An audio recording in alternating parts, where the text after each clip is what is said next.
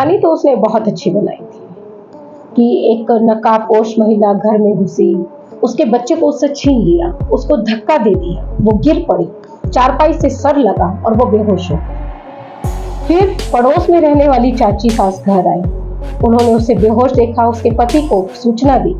पति और घर के दूसरे सदस्य जो है, परिवार के दूसरे सदस्य भागे भागे घर आए, देखा कि बेटा गायब है। बेटा जो सिर्फ 2 माह का था, कहाँ चला गया था? 2 महीने का बच्चा चल नहीं सकता वो तो अपने से कैसे जा सकता है? तो क्या वो नकाबपोश महिला उस बच्चे को लेकर भाग गई थी? आखिर उसका मंतव्य क्या था इस बच्चे को चुराने के पीछे? क्या वो बच्चे को अडॉप्ट करना चाहती थी या फिर कुछ और वजह थी जिसने उस बच्चे को वहां से गायब कर दिया था? उसका असली दोषी कौन था? इस सारे सवालों के जवाब मैं आपको दूंगी। बहुत ही हैरत अंगेज, बहुत ही खौफनाक वारदात को अंजाम दिया गया, कहाँ दिया गया है ये भी मैं आपको बताऊंगी, लेकिन इसके लिए वीडियो में आपको मेरे साथ अंत तक बने रहना। और इससे पहले मैं ये अपील करूंगी कि अगर आपने अभी तक पालोना के चैनल को सब्सक्राइब नहीं किया है तो प्लीज उसे सब्सक्राइब कर लें। वहाँ एक बेल आइकन होगा, उसको जरूर दबा दें ताकि जब भी हम अगला वीडियो लेकर यहाँ आए तो आपको पता चले कि फिर कहाँ देश के किस हिस्से में मानवता शर्मसार हुई है, फिर कहाँ एक मासूम नवजात के खिलाफ कोई खौफनाक कदम उठाया गया है। ये तभी मुमकिन होगा जब आप हमारे साथ बने रहेंगे। ये बदलाव भी तभी ला सकेंगे जब हम लोग मिलकर काम करेंगे। नमस्कार, मैं हूँ मोनिका आर्य। नवजात शिशुओं को बचाने की मुहिम पालोना में एक बार फिर आप सभी का स्वागत है। मैं उम्मीद करती हूँ कि आप जहाँ से भी मुझे देख रहे हैं, जिस शहर से भी देख रहे हैं, आप स्वस्थ होंगे, सानंद होंगे। और अगर आप हरियाणा से देख रहे हैं हमें, तो आपके लिए ये खबर जानना बेहद बेहद जरूरी है, क्योंकि ऐसा आपके आसपास भी हो सकता है। तो आपको ये पता होना चाहिए कि जब भी इस तरह की कोई घटना कहीं घटती है तो उसके पीछे क्या क्या पॉसिबल रीजंस हो सकते हैं। तो हम आपको लेकर चलते हैं हरियाणा के जिले रोहतक में। रोहतक में एक कस्बा पड़ता है जिसको कहते हैं महर, और उसी में एक गाँव है अजायब। अजायब में रहती थी प्रियंका, आज भी वो वहीं रहती है, लेकिन अब उनका ठिकाना कहीं और होगा। रोहतक में ही होगा लेकिन ठिकाना कहीं और होगा। तो प्रियंका की शादी स्थानीय मीडिया की खबरों में जो आया है उसके मुताबिक रोहतक की अजायब गांव निवासी मोहित से पिछले ही साल जुलाई में हुई थी। प्रियंका झारखंड की रहने वाली है। अभी 2 महीने पहले उन्होंने बेटे को जन्म दिया। परिवार में हंसी खुशी का माहौल था, लोग बहुत खुश थे। मुझे लगता है कि पिछले साल शादी हुई है तो संतान ये उनकी पहली ही हुई होगी, लेकिन मुझे लगता क्यों है ये भी मैं इसमें आगे आपको बताऊं। तो हुआ यूं कि 2-3 दिन पहले मंगलवार का दिन था, दोपहर का समय था। प्रियंका अपने घर में बेटे के साथ अकेली थी। प्रियंका की सास आंगनवाड़ी में काम करती हैं, तो प्रियंका की सास और उनका पति मोहित दोनों सुबह ही काम पर निकल गए थे। मोहित पास में ही एक और कस्बा पड़ता है जिसे जुलाना कहते हैं, वहां पर वो इन्वर्टर और बिजली वगैरह का जो काम होता है वहां पर वो काम करते हैं। और सास आंगनवाड़ी में थी, तो दोनों सुबह सुबह निकल गए थे। प्रियंका अकेली थी। तो दोपहर में करीब 1 बजे पास में ही रहने वाली प्रियंका की चाची सास संतोष वो घर पर आई, तो देखा कि प्रियंका चारपाई के पास बेहोश पड़ी है। वो घबरा गई। उन्होंने तुरंत प्रियंका की सास और उसके पति को फोन किया और बताया कि इस तरह से प्रियंका बेहोश पड़ी है, बच्चे का कुछ पता नहीं चल रहा है, कहाँ है, तुम आओ जल्दी से घर पर। वो लोग घर पर दौड़े दौड़े आए। प्रियंका के जेठ प्रदीप भी आए और आस पड़ोस के भी और जो लोग थे तुरंत इस घटना की सूचना मिलते ही वहां पर इकट्ठे हो गए। बच्चे की खोज होने लगी। 2 महीने का बच्चा, अभी तो उसको ठीक से दुलार भी नहीं किया था किसी ने परिवार में, कहाँ चला गया? किसी को भी चिंता हो सकती है, हवाइयां उड़ सकती है। ऐसा ही कुछ माहौल प्रियंका के घर में भी था। सब तरफ ढूंढ हो रही थी लेकिन बच्चे का कुछ पता नहीं चला। जाने किसकी नजर एक ड्रम पे पड़ी जो वहां आंगन में रखा हुआ था। उसमें झांक के देखा गया तो वहां पर उस बच्चे जैविक की डेड बॉडी नजर आई। उसको बाहर निकाल लिया गया। प्रियंका को जैसे ही पता चला कि उसके इकलौते बेटे की डेड बॉडी, उसका शव मिला है, वो बेहोश हो गई। उसको किसी तरह से होश में लाया गया, हॉस्पिटल में एडमिट करवाया गया। घटना की सूचना स्थानीय पुलिस थाने को भी मिली। पुलिस की एक टीम घटनास्थल पर आई। और सब तरफ देख करने लगी कि कहाँ से कोई महिला अंदर आई या क्या हुआ, क्योंकि प्रियंका ने अपनी चाची सास को और परिवार के जो लोगों को बताया वो ये था कि दोपहर को उसका बेटा और वो घर में अकेले थे, एक नकाबपोश महिला घर में घुसी और उसने बच्चे को उससे छीन के वो भाग रही थी। प्रियंका ने उसको रोकने की कोशिश की, उसने प्रियंका को धक्का दिया, प्रियंका गिर गई, चारपाई से चोट लगी और वो बेहोश हो गई। इसके बाद बच्चे का क्या हुआ ये उसको नहीं मालूम, ऐसा प्रियंका का क्या। चर्चा ये होने लगी कि ये महिला कौन थी। कई तरह की बातें मीडिया रिपोर्ट्स में सामने आई। प्रियंका के जेठ के हवाले से यानी प्रदीप के हवाले से मीडिया रिपोर्ट में कहा गया कि एक हफ्ते पहले बच्चे जैविक के कपड़े गायब हो गए थे। फिर ये भी कहा गया कि कुछ दिन पहले उसके सिर के बाल 3 जगह से नोचे गए थे। ये भी कहीं लिखा हुआ था कि कैंची से काटे गए थे। जिस चारपाई पे बच्चा जैविक लेटा हुआ था उस पर एक पर्ची मिली, पर्ची पे लिखा हुआ था वास्तु विशेषज्ञ।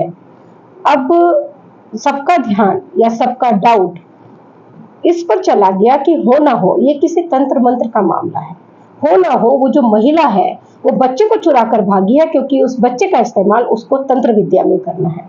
अब सबको घबराहट और ज्यादा बढ़ने लगी। पुलिस ने आसपास के सीसीटीवी फुटेज जो है वो खंगालने शुरू किए, क्योंकि दरवाजा अंदर से बंद था तो कोई महिला अंदर कैसे आएगी जब तक कि उसको खोला ना जाएगा। एक और बात प्रियंका के पति मोहित और उनके हवाले से कही गई कि उनके घर में नल लगा हुआ था, तो जो महिला है वो पानी लेने के लिए आती थी। अब वो पानी लेने आती थी तो पहली बार आई तो कपड़े चुरा के ले गई, दूसरी बार आई तो बच्चे के बाल नोच के ले गई और तीसरी बार वो बच्चे को ही उठाकर भाग। तो जितने लोग उतनी तरह की बातें इस मामले में सामने आई। प्रियंका बेहोश हो रही थी बार बार, तो इसलिए उसे हॉस्पिटल में एडमिट करवा दिया गया। पुलिस जो है वो सीसीटीवी फुटेज खंगालने लगी। मैंने कल ही अपने रोहतक मीडिया के साथियों को कांटेक्ट करके उनको एक मैसेज किया, वो मैसेज आप यहाँ पर देख सकते हैं। मैंने उन्हें लिखा कि अगर बच्चे की माँ यानी प्रियंका से कड़ाई से पूछताछ की जाए या टैक्टफुली उसे डील किया जाए तो इस घटना का पूरा सच सामने आ जाएगा। सब पता चल जाएगा कि बच्चा कहाँ गया, बच्चे के साथ ऐसा किसने किया। अमूमन ऐसे मामलों में जहाँ माँ अकेली हो बच्चे के साथ, वहाँ माँ ही बाद में दोषी निकलती है। ये मैसेज मैंने उन्हें कल किया था और आज उन्होंने मुझे कॉल किया और बताया कि जो मैंने उन्हें कहा था वही सच है। पुलिस को सीसीटीवी फुटेज में कुछ भी नहीं मिला तो पुलिस सीधे पहुंचे प्रियंका के पास और प्रियंका से पूछताछ की। उन्होंने टैक्टफुली उससे डील किया या कड़ाई से पूछताछ की, इस बारे में मुझे कुछ भी पता नहीं है।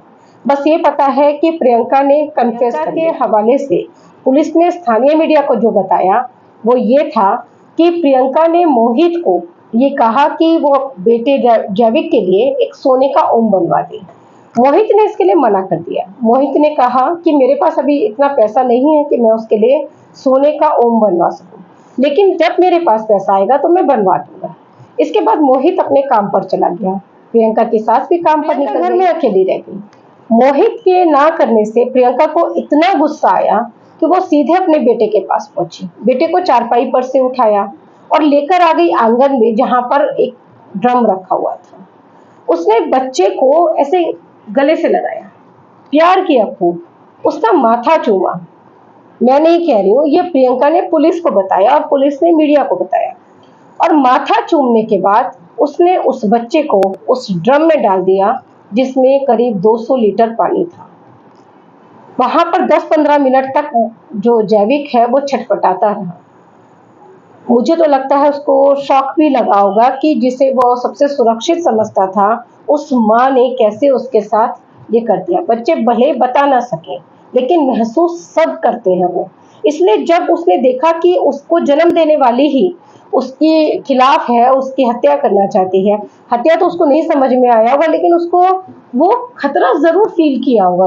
उसको जो वाइब्स है अपनी माँ से वो जरूर उस तरह की मिली होंगी जिसने उसको थोड़ा डरा दिया होगा, जिससे वो घबरा गया होगा और उस शायद सोचने का वक्त भी नहीं दिया। पता नहीं प्रियंका ने उसको उठा के पानी में डाल दिया। जब बच्चा शांत हो गया, मतलब जब मोहित की सांसें उखड़ गई, तो प्रियंका को फिर ये डर हुआ कि कहीं वो पकड़ी ना जाए और इसके बाद वो जाकर वहीं उसी खाट के पास जमीन पर लेट गई और ऐसा शो करने लगी जैसे कि ये सब भी प्रियंका ने पुलिस को बताया। इसमें कुछ सवाल मेरे हैं। पहला सवाल तो इसमें ये है कि क्या वास्तव में जैविक के बाल, जैविक के कपड़े एक हफ्ते पहले घर से गायब हुए? अगर सच नहीं है तो प्रियंका के घर वाले ये बात क्यों कह रहे हैं? किसने ये बात बताई? कहाँ से ये बात? क्या प्रियंका ने अपने घर वालों को ये बात कही? उसने ये बात कब कही ये जानना भी बहुत ने बेटे की मौत के बाद ही ये सब बात उससे उन्हें अगर बेटे की मौत के बाद नहीं बताई, पहले बताई थी तो कब पहले? इसकी एक वजह है, ये सारे सवालों के मूल में पुलिस को जाना। पुलिस पूछताछ कर रही थी तो मोहित ने कहा कि एक महिला उनके घर पानी भरने आती थी। मोहित को ये कैसे पता और मोहित को ये कब पता चला? क्या बेटे की मौत के बाद ही मोहित को ये पता चला या पहले से पता था? कोई भी महिला किसी के भी घर में आएगी, अगर वो नकाब ओढ़कर आएगी तो क्या परिवार वाले जानना नहीं चाहेंगे कि कौन है वो, क्यों उनके घर में घुस रही है? किसी भी नकाबपोश महिला को कोई भी व्यक्ति अपने घर में कैसे आने दे सकता है? तो उस महिला, अगर वो नकाब नहीं ओढ़ रही थी तो उस महिला को परिवार का कोई सदस्य पहचानता कैसे नहीं? अगर ये बात प्रियंका नहीं कह रही है तो फिर कौन फैला रहा है कि एक हफ्ते पहले बच्चे के बाल और कपड़े चोरी हुए थे? अगर ये बात बच्चे की मौत से पहले से चल रही है तो यहाँ पुलिस को थोड़ा सा और कड़ाई से प्रियंका से पूछताछ करनी होगी, क्योंकि मुझे लगता है कि प्रियंका अभी भी जो कारण बता रही है शायद वो कारण इस हत्या के पीछे ना हो।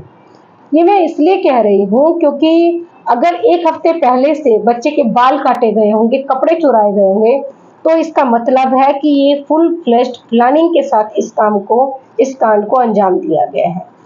अगर पहले से नहीं भी दिया गया तो क्या ये पूरी स्टोरी प्रियंका ने उस आधे एक घंटे के समय में ही रच ली जब उसने बच्चे की हत्या की, जैसा कि उसका कहना है कि उसने हिट मोमेंट में ऐसा किया है? तो क्या वास्तव में सच यही है या इसके पीछे कारण कुछ और है? अगर उसकी शादी पिछले साल हुई है, यानी कि जुलाई 2024 में प्रियंका की शादी मोहित से हुई है, तो एक साल के अंदर अंदर 2 बेटियों के बाद एक बेटा कैसे हो सकता है, जो कि कई मीडिया रिपोर्ट्स में लिखा गया है? क्या प्रियंका ने एक साथ 3 बच्चों को जन्म दिया था जिसमें 2 बेटियां थी और एक बेटा था? ऐसा तो तभी हो सकता है जब उसने ट्रिपलेट्स बच्चों को जन्म दिया हो, लेकिन मीडिया रिपोर्ट्स में कहीं भी ऐसा पढ़ने में नहीं आया। मीडिया रिपोर्ट्स में सब जगह यही आया कि 2 बेटियों के बाद एक बेटा पैदा हुआ। इसका मतलब 2 बेटियां पहले से थी और एक बेटा ये हुआ। एक रिपोर्ट में क्योंकि मैंने पढ़ा कि जुलाई 2024 में प्रियंका और मोहित की शादी हुई, तो मैं बहुत सोच रही हूँ पर मुझे समझ में नहीं आ रहा है कि जुलाई 24 में शादी करने के बाद 2 बेटियां भी हो गई और उसके बाद ये बेटा भी हो गया, ये कैसे संभव है?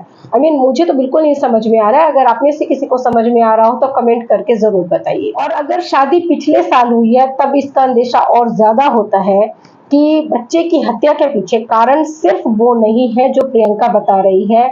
अगर स्टोरी कुछ और है तो पुलिस को ये जानना बहुत जरूरी है कि वो स्टोरी एक्चुअल क्या है, एक्चुअल कारण क्या है। इस तरह के मामलों में मैं हमेशा पोस्टमार्टम डिप्रेशन के बारे में खुद ही बताती हूँ, खुद ही कहती हूँ कि परिवार की महिलाओं की मेंटल हेल्थ पर बहुत ध्यान दीजिए जिन्होंने अभी अभी बच्चे को जन्म दिया है।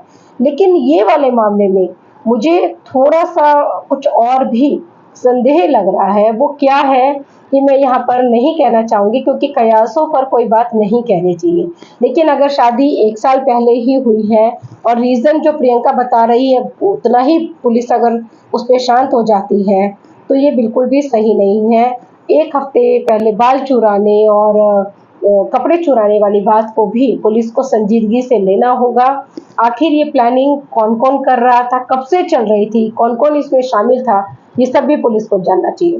क्योंकि अगर परिवार के लोग इसमें शामिल नहीं थे तो फिर वो ये बात क्यों कह रहे हैं कि इस तरह से कोई नकाबपोश महिला आई, उसने चुराया और ऐसा किया और वैसा किया। उनको कम से कम ये बात नहीं कहनी चाहिए। अगर आप ये वीडियो यहाँ तक देख रहे हैं और आपके घर में कोई बच्चा छोटा है तब भी, और अगर नहीं है तब भी, आप इसको जरूर देखिए, सुनिए, समझिए, मंथन कीजिए और इसको कम से कम उन लोगों तक शेयर कर दीजिए जिनके घर में छोटा बच्चा है। प्लीज इग्नोर मत कीजिएगा, क्योंकि हम ये सोचकर निश्चिंत हो जाते हैं कि घर में बच्चे का जन्म हुआ है, माहौल खुशी का है, सब खुश है, बच्चे की माँ खुश है, बच्चे के पिता खुश है, परिवार के दूसरे सदस्य भी खुश है। ऐसा इग्नोरेंस रखने से, चीजों को नहीं जानने से, चीजों को नहीं समझने से इस तरह के हादसे, इस तरह की साजिशें अपना स्थान बना लेती हैं। और हाथ लगता है तो सिर्फ एक पछतावा कि काश हमने पहले ध्यान दिया होता, कि काश हमने पहले चीजों को जान लिया होता, कि काश हमने पहले सब चीजों को समझकर उसके अकॉर्डिंग एक्शन ले लिया होता, कदम उठा लिया होता। ये काश आपकी जिंदगी में ना आए, ये पछतावा आपकी जिंदगी में ना आए, आपकी किसी अपने की जिंदगी में ना आए। इसलिए मैं यहाँ पर आती हूँ, इसलिए मैं ये वीडियोस बनाती हूँ, इसलिए मैं ये कहानियां जो रियल लाइफ से निकल कर आती हैं ये आपको सुनाती हूँ। इसके पीछे मेरा और कोई उद्देश्य नहीं है। मैं सिर्फ इन बच्चों को जो इस तरह से मारे जा रहे हैं इन्हें बचाना चाहती हूँ। इसलिए आप भी अपनी भूमिका निभा सकते हैं, अपने घर आंगन को, अपनों के घर आंगन को सुरक्षित कर सकते हैं सिर्फ एक छोटे से शेयर के जरिए। आप इस कंटेंट को शेयर करें, इस वीडियो को शेयर करें, ताकि लोग इन घटनाओं के पीछे छुपे हुए अलग अलग कारणों को जानें, उनको समझें और आगाह रहें, सतर्क रहें, सजग रहें। इसी अपील के साथ अपनी इजाजत लूंगी। नमस्कार।